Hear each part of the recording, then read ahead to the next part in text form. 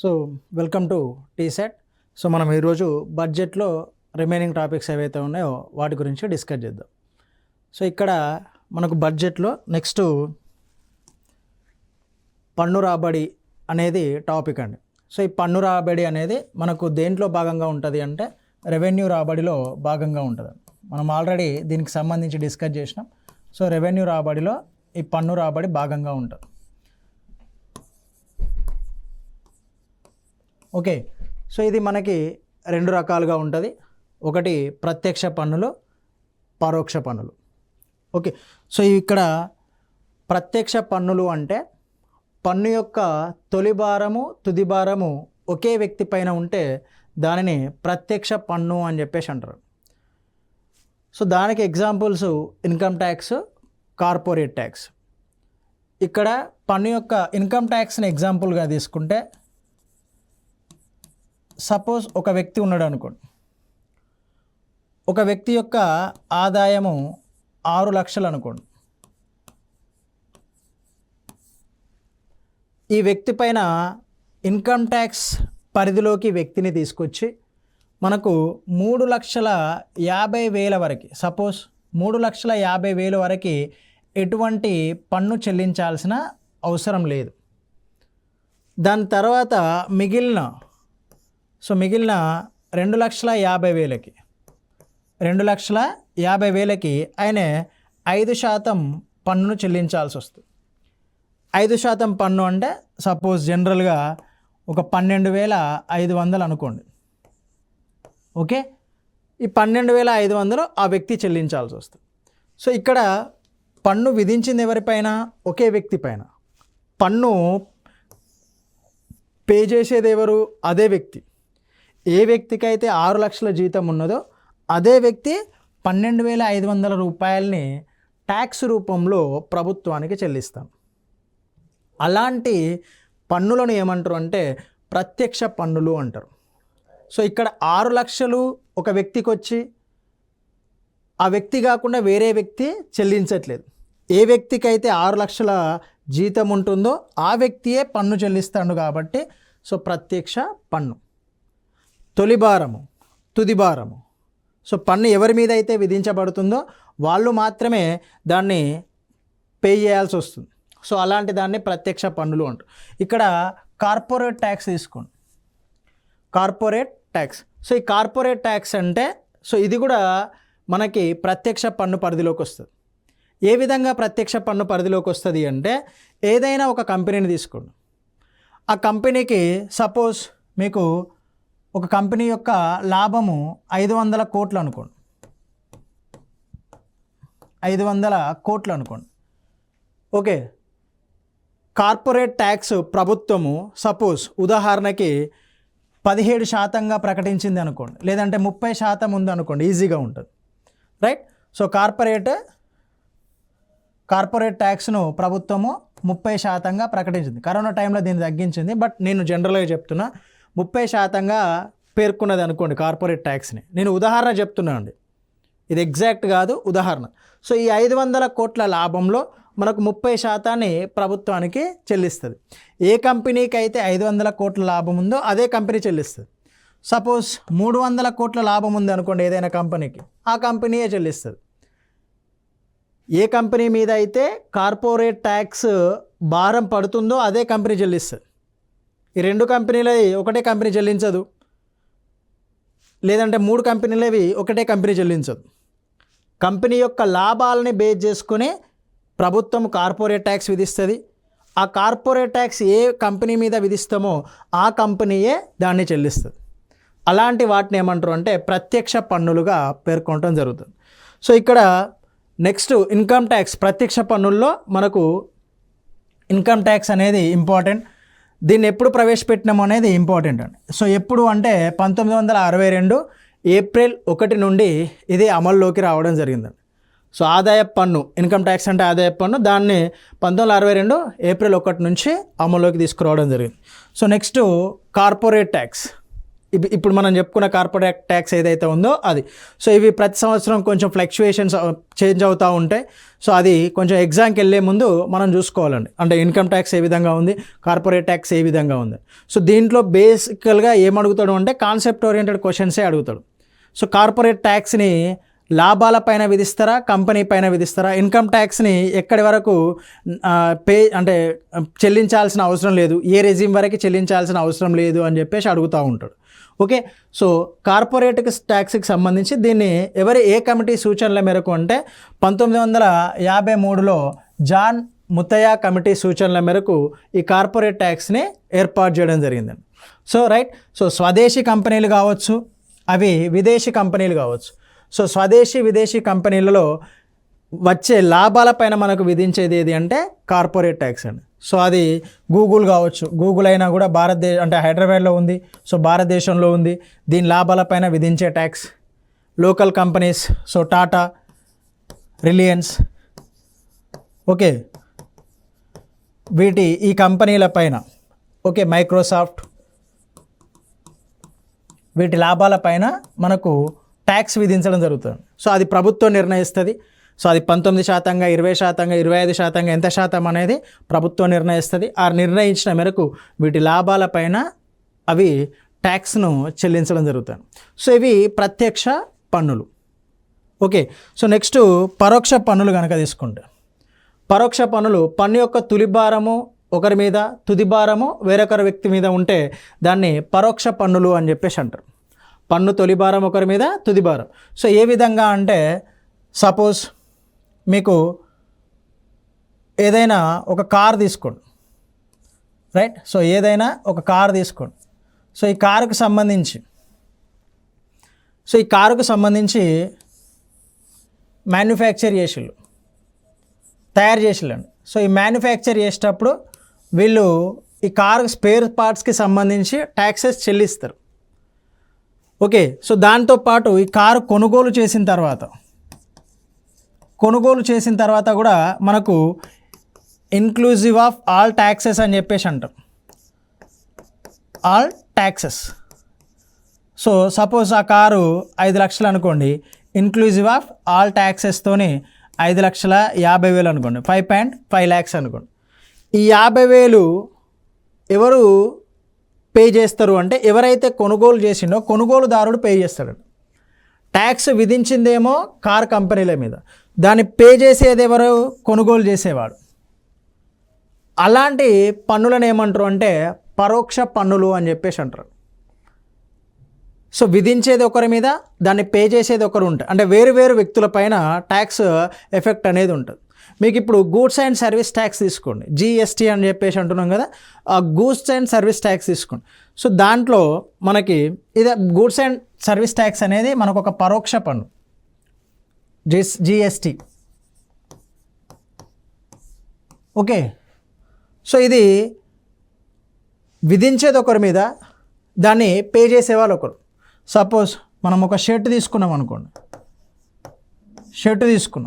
So దీని యొక్క fabric కోసము గవర్నమెంట్ ఏం చేస్తుంది అంటే ఎవరైతే ఈ షర్ట్ యొక్క దారాలు కానీ నూలు కానీ వాళ్ళు కావాలో వాళ్ళకి ట్యాక్స్ విధిస్తుంది.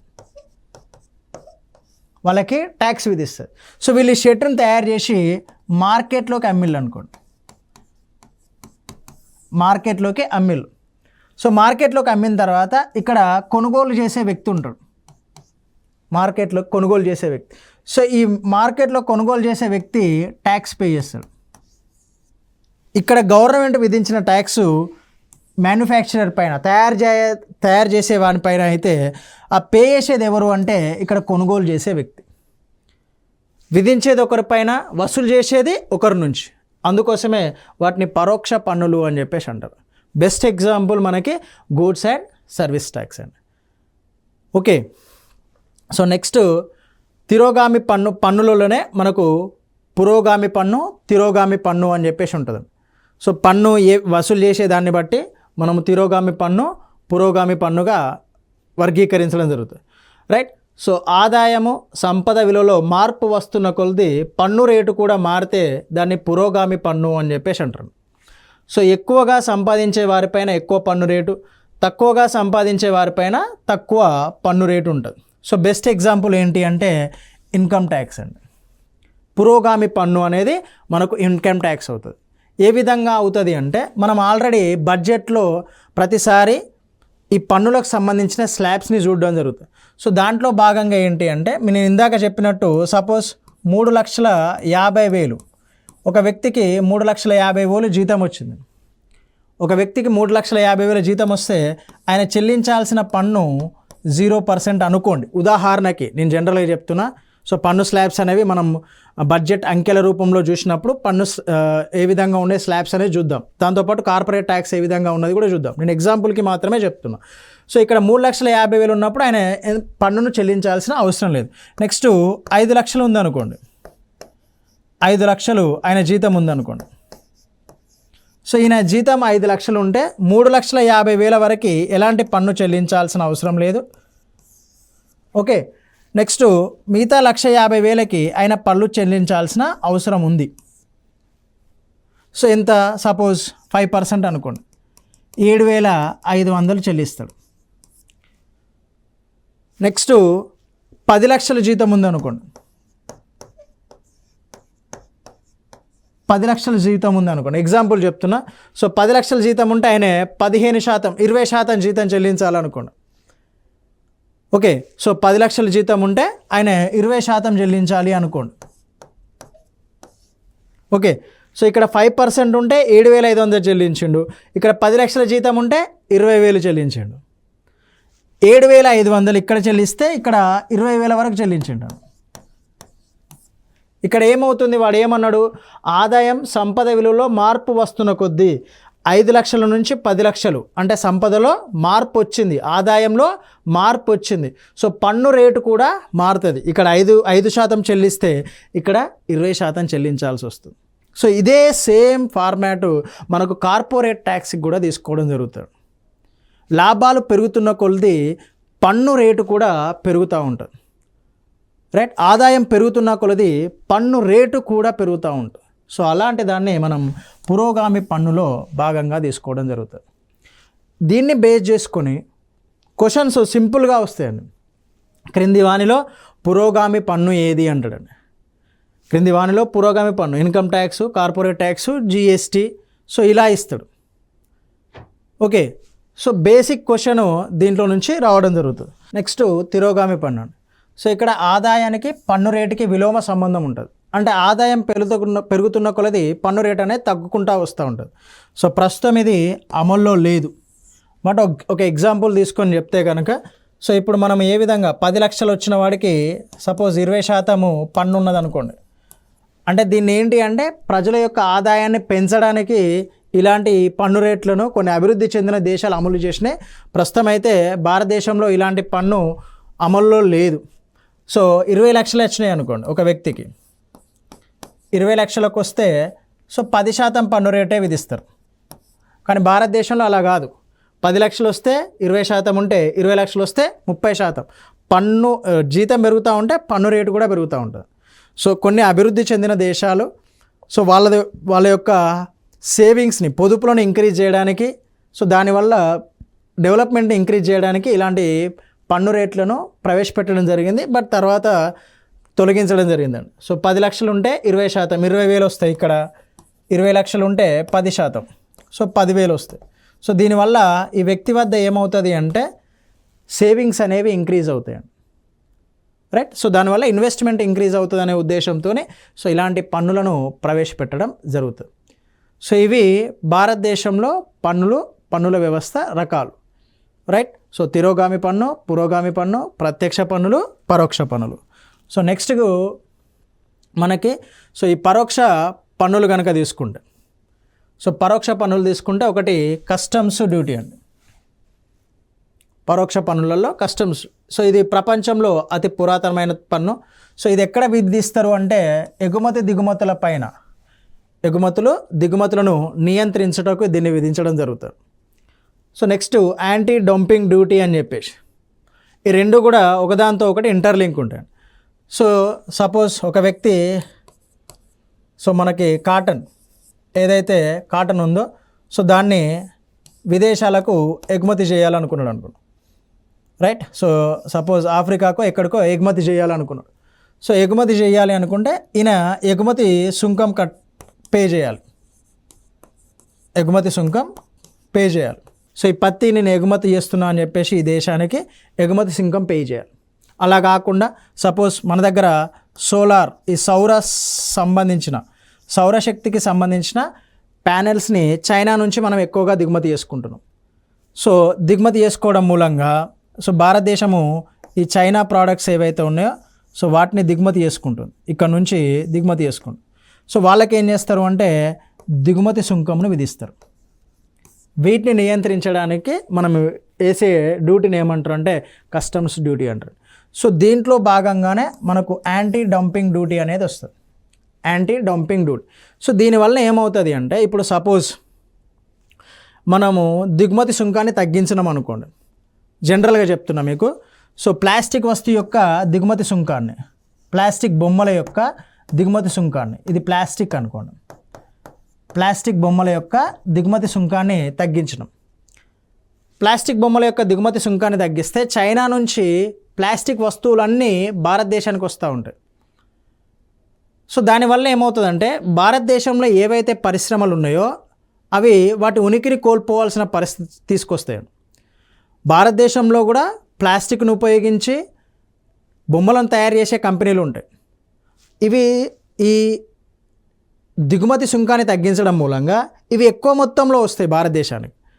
అప్పుడు ఏమవుతుంది అంటే సపోజ్ మీరు ఇది జనరల్గా మీకు అర్థం కావాలి అంటే సో మీకు ఒకటి సపోజ్ నోకియా ఫోన్ తీసుకోండి, లేదంటే ఒక చైనా ఫోన్ తీసుకోండి. ఓకే, సో అక్కడ మీకు ఎగుమతి సుంకం తక్కువగానే ఉంటుంది. మనకు దానివల్ల ఏమవుతుంది అంటే ఈ చైనా మొబైల్కి సపోజ్ 3,000 ఉంది, ఇది అన్ని ఫీచర్స్ ఉంటాయి. ఇక్కడ నోకియా మొబైల్ ఉంది, ఇది ఒక 6,000, దీనికి అన్ని ఫీచర్స్ ఉంటాయి. ఇవి రెండు సేమ్ ఫీచర్స్తో ఉంటాయి. ఇది భారతదేశ మార్కెట్లో ఉంటుంది, ఇది భారతదేశ మార్కెట్లో ఉంటుంది. ఓకే, సో ఇక్కడ ఏమవుతుంది అంటే ఈ చైనా నుంచి వచ్చే వస్తువులన్నీ భారతదేశం దిగుమతి చేసుకున్నది అనుకోండి, ఇక్కడ నుంచి వచ్చే వస్తువులను కూడా దిగుమతి చేసుకున్నది. 3,000 ఫోన్ని కొనడానికి ఇంట్రెస్ట్ చూపుతారు జనాలు తప్ప 6,000 ఫోన్ని కొనడానికి ఇంట్రెస్ట్ చూపరు. దానివల్ల సపోజ్ భారతదేశంలో ఈ నోకియాకి సంబంధించిన పరిశ్రమ ఉందనుకోండి, ఆ పరిశ్రమ ఏమవుతుంది, ఈ పరిశ్రమ ఎక్కువగా అభివృద్ధి చెందుతూ ఉంటుంది, ఈ పరిశ్రమ తక్కువగా అభివృద్ధి చెందుతూ ఉంటుంది. దానివల్ల ఉపాధి అవకాశాలు కూడా కోల్పోవాల్సి వస్తుంది, చివరికి మూసేసే పరిస్థితి కూడా తీసుకొస్తుంది. దాన్ని నిరోధించడానికి మనం ఏం చేసినాము అంటే యాంటీ డంపింగ్ డ్యూటీని తీసుకురావడం జరిగింది. యాంటీ డంపింగ్ డ్యూటీని తీసుకురావడం జరిగింది. ఓకే, సో ఇవన్నీ పరోక్ష పన్నులు. సో పరోక్ష పన్నుల్లో ముఖ్యమైనది ఇంపార్టెంట్ ఏంటి అంటే జిఎస్టీ అండి, goods and service tax. So ఇది భారతదేశ అంటే పన్నుల మార్పులో ఒక విప్లవాత్మకమైన మార్పు అని చెప్పొచ్చు. సో కాన్సిక్వెన్సెస్ ఎలా ఉన్నా రైట్, సో అన్ని పన్నులను కలిపి ఈ జిఎస్టీ పరిధిలోకి తీసుకురావడం జరిగిందండి. ఓకే, సో మనకు జిఎస్టీ అంటే goods and service tax. So దీని యొక్క థీమ్ ఏంటి అంటే వన్ నేషన్, ఒకే దేశము, ఒకే పన్ను వ్యవస్థ, ఒకే మార్కెట్ అండి. One nation, one tax, one market. భారతదేశం మొత్తం ఒకటే మార్కెట్ లాగా తీసుకొని ఈ పన్నును విధించడం జరిగింది. సో దీని యొక్క రాజ్యాంగ సవరణ చట్టం ఏంటి అంటే 101వ రాజ్యాంగ సవరణ చట్టం అండి. సో పన్నులను పెంచాలన్నా తగ్గించాలన్నా అది కేంద్ర ప్రభుత్వ ఆధీనంలో ఉంటుంది కాబట్టి దానికి రాజ్యాంగ సవరణ అనేది అవసరం. సో కొన్ని పన్నులు రాష్ట్ర ప్రభుత్వ ఆధీనంలో ఉంటుంది, బట్ ఈ పన్నులలో ఈ 101వ రాజ్యాంగ సవరణ చట్టం తీసుకొచ్చి చేసిన పన్నులు అన్నీ కూడా కేంద్ర ప్రభుత్వంలో ఆధీనంలో ఉన్నాయి కాబట్టి దానికి రాజ్యాంగ సవరణ అనేది అవసరం. సో 101వ రాజ్యాంగ సవరణను ఉపయోగించి మనము ఈ జిఎస్టీ వ్యవస్థను తీసుకురావడం జరిగింది. సో దాని భాగంగా 279A 279A ప్రకరణలో ఈ జిఎస్టీని చేర్చడం జరిగింది. సో దాంట్లో ఎప్పటి నుంచి అమల్లోకి వచ్చింది అది అంటే 2017 జూలై 1వ తేదీ నుండి మనకు ఈ గూడ్స్ అండ్ సర్వీస్ ట్యాక్స్ అనేది భారతదేశంలోకి అమల్లోకి రావడం జరిగింది. సో ఇది వచ్చిన కొత్తలో దీనిపైన బేసిక్గా అడిగే questions full name of GST. Okay, so దాని తర్వాత అడిగిన క్వశ్చన్ ఎప్పటి నుంచి అమల్లోకి వచ్చింది అని. సో మొదటగా ఏ దేశం ప్రవేశపెట్టింది అని చెప్పేసి. సో ఫ్రాన్స్ ప్రవేశపెట్టింది. సో భారతదేశం అంటే చాలా అభివృద్ధి చెందిన దేశాలు ప్రవేశపెట్టాయి, బట్ మొదటిసారిగా ప్రవేశపెట్టిన దేశం ఫ్రాన్స్. సో భారతదేశంలో 2017 జూలై 1వ తేదీ నుంచి అమల్లోకి వచ్చింది. సో దీనికి సంబంధించిన రాజ్యాంగ సవరణకి క్వశ్చన్ రావడానికి స్కోప్ ఉంటుంది. ఏ రాజ్యాంగ సవరణ చట్టం ప్రకారం జిఎస్టీని అమలు చేయడం జరుగుతుంది. సో 101వ రాజ్యాంగ సవరణకు సంబంధించి ఏ ఆర్టికల్ను మనం భారత రాజ్యాంగంలో కొత్తగా చేర్చడం జరిగింది అంటే 279A కొత్తగా చేర్చడం జరిగిందండి.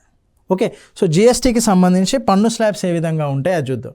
సో ఇది ఒక డెస్టినేషన్ ట్యాక్స్ అండి, ఇది ఇంపార్టెంట్.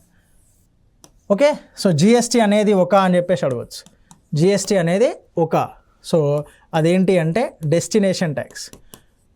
మీకు ఎకనామీ నేర్చుకునేటప్పుడు ఇంగ్లీష్ మీడియం కొంచెం ప్రిఫర్ చేయండి, అది మీకు ఎగ్జామ్లో చాలా హెల్ప్ అవుతుంది. సో అది destination tax.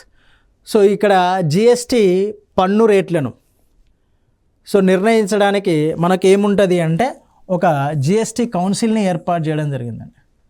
Goods and service tax కౌన్సిల్ని ఏర్పాటు చేయడం జరిగింది. 279Aలో భాగంగా ఒక జిఎస్టీ కౌన్సిల్ని ఏర్పాటు చేయడం జరిగింది. సో దీంట్లో మనకు ఎన్ని స్లాబ్స్ ఉన్నాయి, ఆ కౌన్సిల్లో ఎంతమంది ఉంటారు అనేది చూద్దాం.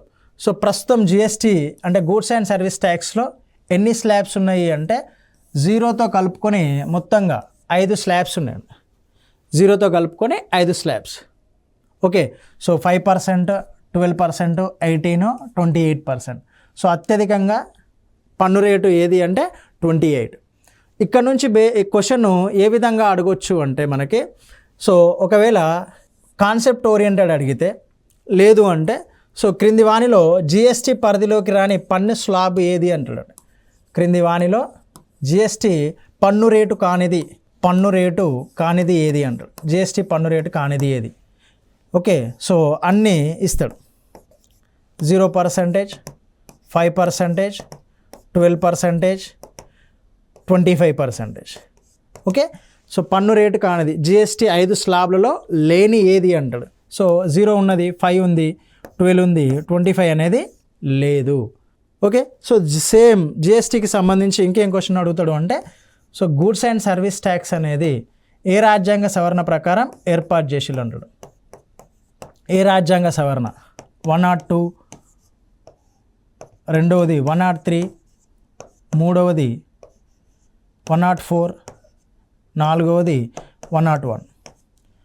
Okay, so 102, 103, 104, 101. ఏ రాజ్యాంగ సవరణ అంటే 101వ రాజ్యాంగ సవరణ ప్రకారం దాన్ని ఏర్పాటు చేయడం జరిగిందండి.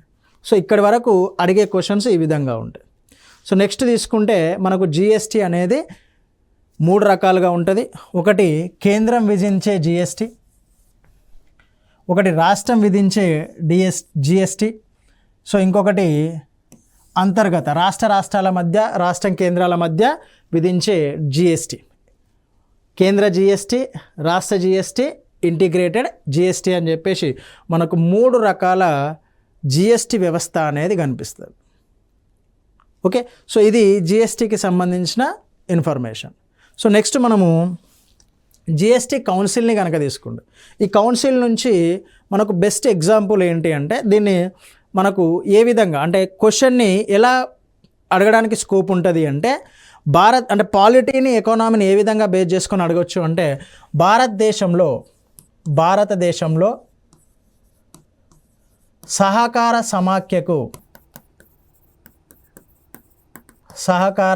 సమాఖ్య ఉదాహరణ క్రింది వానిలో ఏది అని అడగచ్చు. సహకార సమాఖ్య క్రింది వానిలో ఏది అని చెప్పేసి అడగచ్చు.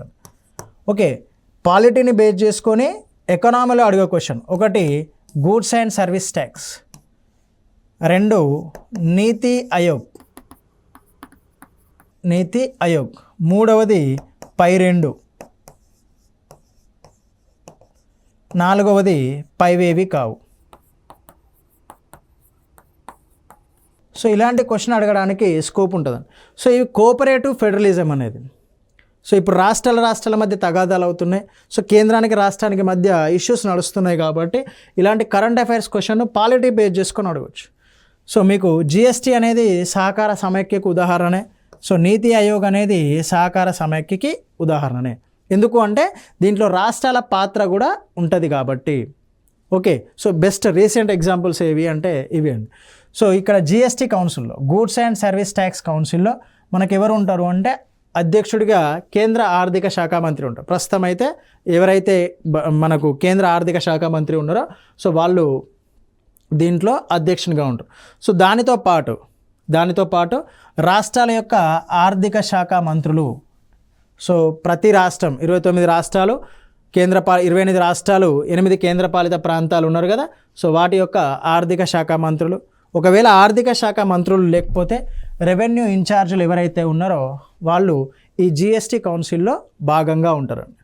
ఓకే, సో దీంట్లో కోరం ఏ విధంగా డిసైడ్ చేస్తారు అంటే, సో మొత్తం రాష్ట్రాలు ఉన్నాయి కదా అండి, 28 రాష్ట్రాలు 8 కేంద్రపాలిత ప్రాంతాల్లో ఈ సభ్యులందరూ దీంట్లో భాగంగా ఉంటారు.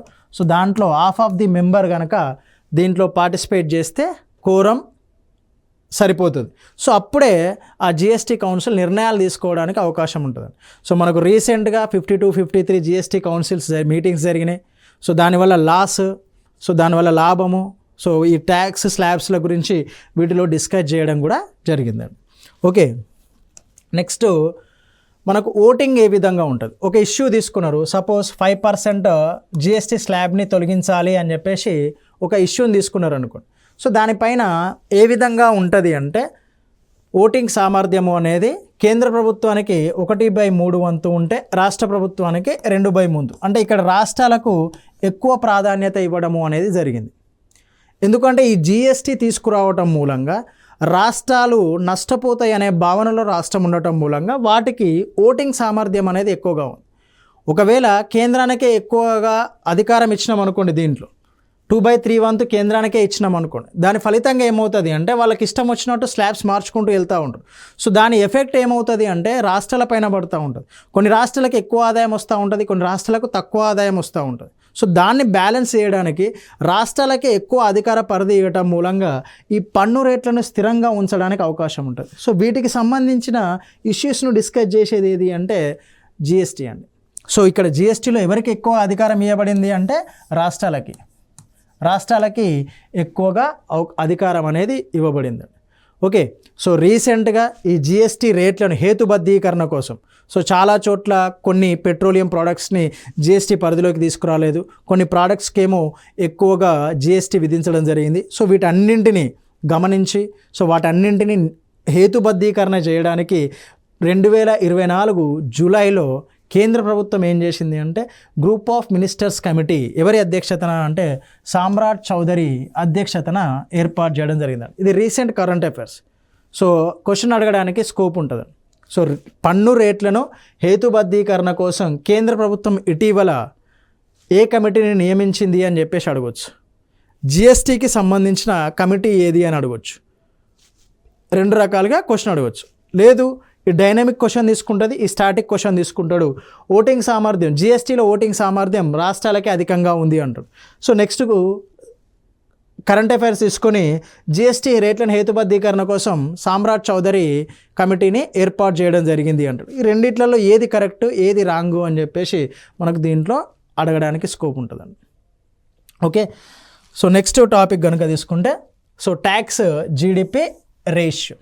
ఇది కొన్నిసార్లు అడుగుతూ ఉంటాడు మనకి ట్యాక్స్ జీడిపి రేషియో అనేది. సో ఒక ఆర్థిక సంవత్సరంలో ప్రభుత్వానికి పన్నుల ద్వారా, అది డైరెక్ట్ కావచ్చు ఇండైరెక్ట్ కావచ్చు, పన్నుల ద్వారా వచ్చే రాబడిని ఆ సంవత్సరపు జాతీయ ఆదాయంలో శాతంగా చెప్పడం. సో దాన్ని ఏమంటారంటే ట్యాక్స్ జీడిపి రేషియోగా పిలవడం జరుగుతుంది. సో ఏ విధంగా అంటే సపోజ్ పన్నులు, ప్రత్యక్ష పన్నులు అనుకోండి, అంటే ఇన్కమ్ ట్యాక్స్ కానీ కార్పొరేట్ ట్యాక్స్ కానీ, income tax corporate tax, so ఇవన్నీ ఏదైనా కూడా వీటి ద్వారా వచ్చే ఆదాయం. నెక్స్ట్ పరోక్ష పన్నులు అయితే మన GST, goods and service tax, దీని ద్వారా వచ్చే ఆదాయాన్ని ఓవరాల్గా జాతీయ ఆదాయం 100%కి క్యాలిక్యులేట్ చేసినాం అనుకోండి, జాతీయ ఆదాయం 100%గా క్యాలిక్యులేట్ చేస్తే సో దానిలో మనకు పన్నుల ద్వారా ఒక 5% పన్నుల ద్వారా వచ్చింది అనుకోండి. నేషనల్ జీడిపి అనేది 5% పన్నుల ద్వారా వచ్చింది అనుకోండి. అప్పుడు ట్యాక్స్ జీడిపి రేషియోని 5%గా ప్రకటించడం జరుగుతుంది. ఓకే, సో ఇక్కడ దీన్ని ఎందుకు అంటే పన్ను రేట్లను పెంచినప్పుడు కొన్నిసార్లు పన్ను ఎగవేతదారులు కూడా పెరుగుతూ ఉంటారు. సో మనకు దీన్ని బేస్ చేసుకొని పన్ను ఎగవేత ఉందా లేదా అనేది మనం క్యాలిక్యులేట్ చేసుకోవచ్చు. సో పన్నులు కట్టడం మూలంగానే డెవలప్మెంట్ ప్రాజెక్ట్స్ అనేవి జరుగుతూ ఉన్నాయి, సంక్షేమ పథకాలు అనేది జరుగుతూ ఉన్నాయి. ఒకవేళ పన్ను ఎగవేత పెరుగుతూ ఉంటే ఈ ట్యాక్స్ జీడిపి రేషియో అనేది తగ్గుతూ ఉంటుందండి.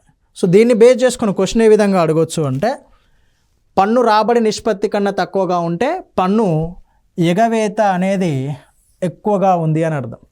ఓకే, సో మనకు ట్యాక్స్ జీడిపి ఈ రేషియో, ఓకే, సో ఈ రేషియో అనేది తక్కువగా ఉంది అంటే యూజువల్గా ఒక 4% ఉందనుకోండి, జీడిపిలో 4% ఉందంటే పన్ను పే చేసే వాళ్ళ సంఖ్య తక్కువగా ఉంది, పన్ను ఎగవేత ఎక్కువగా ఉంది అని అర్థం.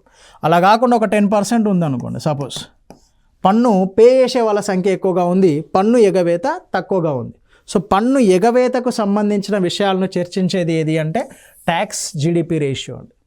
సో జాతీయ ఆదాయంలో వాటిని భాగస్వామ్యాన్ని బట్టి మనము వాటి ఎగవేత ఉందా లేదా అనే విషయాన్ని తెలుసుకోవడం జరుగుతుంది. ఓకే, సో ఈ ట్యాక్స్ జీడిపిలో ఎక్కువగా ఏది ఉంటుంది అంటే ప్రత్యక్ష పన్నుల వాటా అనేది ఎక్కువగా ఉంటుంది. So income tax, corporate tax, కంపెనీలు, జనాలు ఎక్కువగా ఉన్నారు కాబట్టి ఆబ్వియస్గా ఈ జీడిపిలో ప్రత్యక్ష పన్నుల వాటా అనేది ఎక్కువగా ఉండటం జరుగుతూ ఉన్నది. రైట్, సో దీని తర్వాత మనం టాపిక్ తీసుకుంటే సో ఫైనాన్స్ కమిషన్. సో మనకి ఇక్కడ మనం ఇప్పటిదాకా ప్రత్యక్ష పన్నులు, పరోక్ష పన్నులు, పురోగామి పన్ను అంటే ఏంటి, తిరోగామ పన్ను అంటే ఏంటి, సో జిఎస్టీ ఏ విధంగా అమల్లోకి వచ్చింది, దాని రాజ్యాంగ సవరణ చట్టాలు ఏంటి, జిఎస్టీ కౌన్సిల్ ఎలా సహకార సమైక్యగా మనం ఉదహరించుకున్నాం, సో దాని తర్వాత ట్యాక్స్ జీడిపి రేషియో ఏ విధంగా ఉంటుంది అనేది డిస్కస్ చేసాం. సో దీనిలో క్వశ్చన్ పడడానికి మనకు తిరోగామి పురోగామి పన్ను దగ్గర క్వశ్చన్ అడగడానికి ఆస్కారం ఉంటుంది. సో దానితో పాటు జిఎస్టీ కౌన్సిల్కి రాజ్యాంగ సవరణ చట్టము, సామ్రాట్ చౌదరి కమిటీ దానిపైన క్వశ్చన్లు పడడానికి అవకాశం ఉంటుంది. సో పన్ను ఎగవేతకు సంబంధించి క్రింది వానిలో ఏ రేషియో సరైనది అని చెప్పేసి అడుగుతారండి. పన్ను ఎగవేతకు సంబంధించి ట్యాక్స్ జీడిపి రేషియో లేదంటే ట్యాక్స్ లేదా ఇంకా వేరే రేషియో, సో ఏదైనా ఒకటి దాన్ని బేస్ చేసుకొని దాన్ని లింక్ చేసుకొని అడగడానికి అవకాశం ఉంటుంది. సో దీని తర్వాత మనకు FRBM యాక్ట్ ఉన్నది. సో దాన్ని నెక్స్ట్ క్లాస్లో, దాని తర్వాత ఇంకా ఇంపార్టెంట్ టాపిక్స్ కొన్ని ఉన్నాయి. సో వాటిని నెక్స్ట్ క్లాస్లో డిస్కస్ చేద్దాం. Thank you.